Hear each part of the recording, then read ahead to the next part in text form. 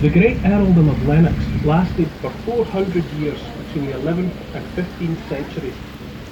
At its heart lay Loch Lomond, which the family chose as their base. All who lived in the area did so under the protection of the Earl. This included two of the most famous names in Scottish history.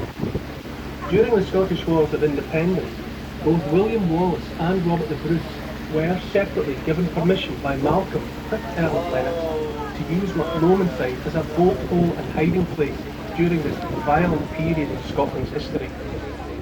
William Wallace's presence in the area is evidenced in Wallace's Isle at the north end of Loch Lomond, where, legend has it, he once took refuge. Robert the Bruce relied heavily upon the Lennox family and their forces during his campaign to become King of Scots. He commended the men of Lennox for their bravery during the Battle of Bannockburn, at which he finally took the throne in 1314. In his latter years as king, it is known he and the Earl hunted together in the surrounding countryside and on the islands.